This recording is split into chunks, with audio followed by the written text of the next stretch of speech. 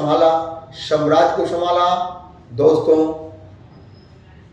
सर्वप्रथम हमारे book summary fisherman India के चैनल के सभी दर्शकों को मेरा सादर प्रणाम, नमस्कार।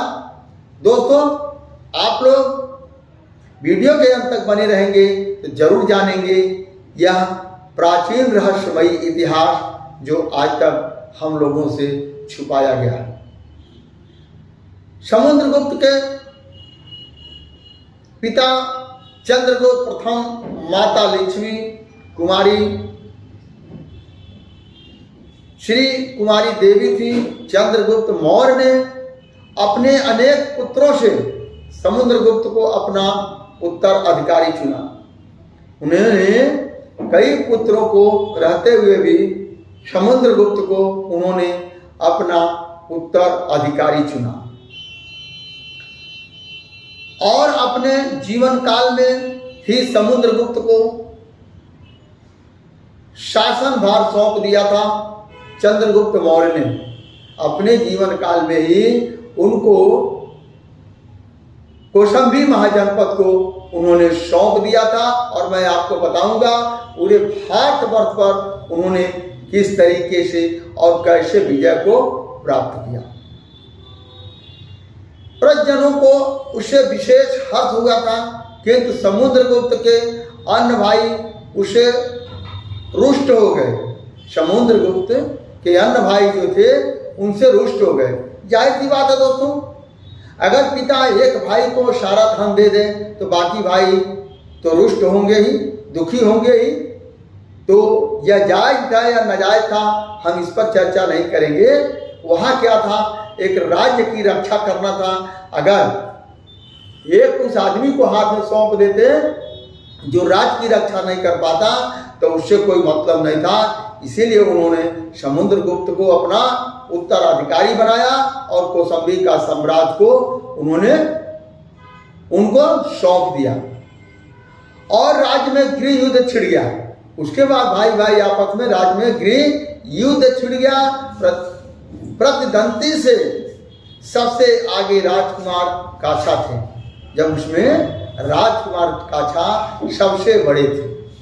राजकुमार काछा के नाम के कुछ सोने के सिक्के भी मिलते हैं और मैं आपको वीडियो में बने रहेंगे तो मैं बताऊंगा और मैं आप लोगों को उस सोने का सिक्के का भी दर्शन कराऊंगा जिस समय समुद्रगुप्त के समय पर जो काछा राजा के समय में जो सोने का सिक्के चलते थे।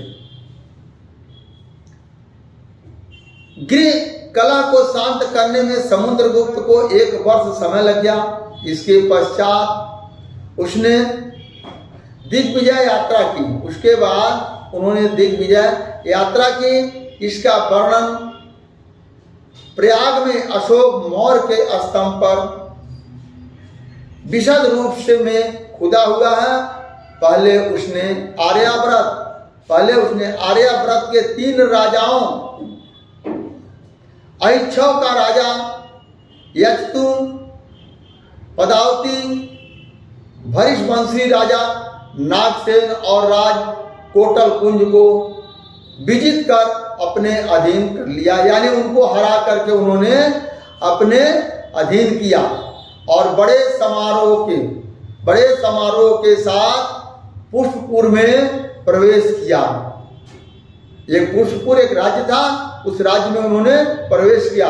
इसके बाद उसने दक्षिण की यात्रा की और क्रमश से कौशल, महाकांतर, भौराल, पृष्ठपुर का महेंद्रगिरी यानी मद्रास प्रांत का वर्तमान पीठापुरम, कोटूर, एरडप्पल, कांची, अमुक्त, बेगी, पालक, देवराष्ट्र और कोस्थलपुर वर्तमान कुटुल 12 राज्यों पर विजय प्राप्त किया।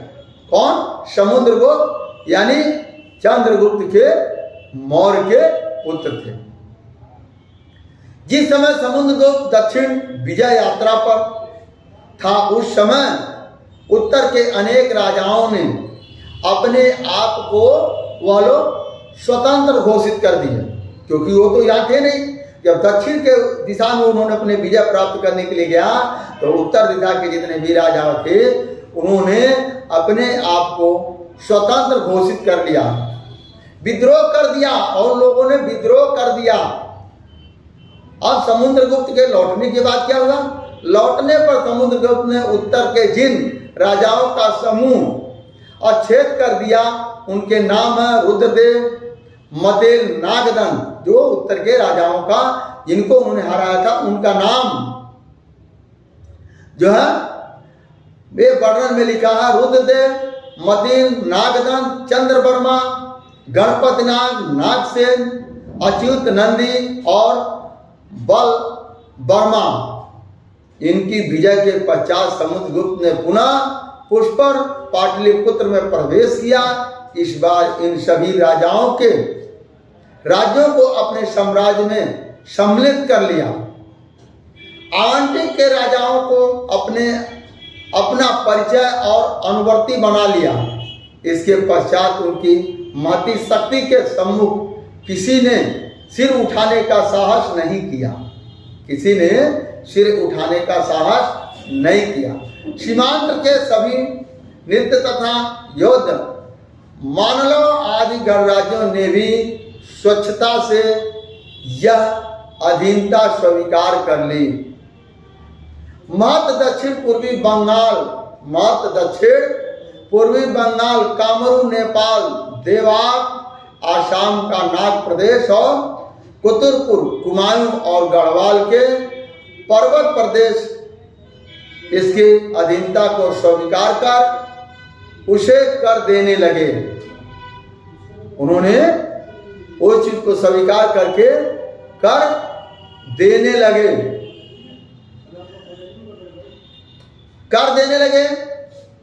अब आइए मालवा, जुर्न से मद्रक, अर्जुन, सनक, कानिक, काक और खरपिर नामक गणराज्यों से उनकी अधीनता स्वीकार कर वो लोग भी वह अपने आप को हार स्वीकार करके अधिवत स्वीकार कर लिया और बराबर उपहार भेज कर उसे संतुष्ट रखने की चेष्टा करते रहे।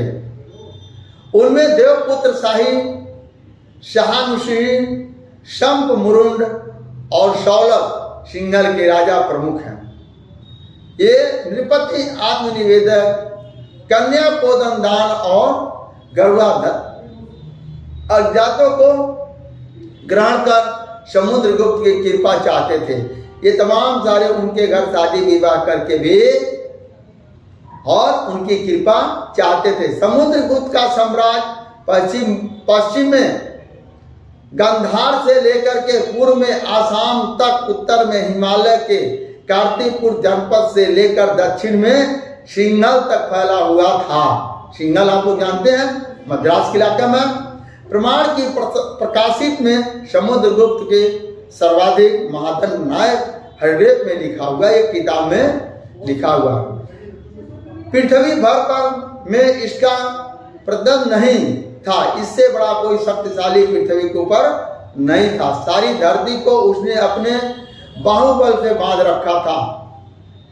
उसने अनेक साम्राज्य को नष्ट करके और अपने में मिला लिया और बहुत सारे जो लोग माने वह साम्राज्य अगर नष्ट हो रहा था, दोबारा से उन्होंने पुनः उन महलों का निर्माण करके और उसे एक पहचान दिलाया।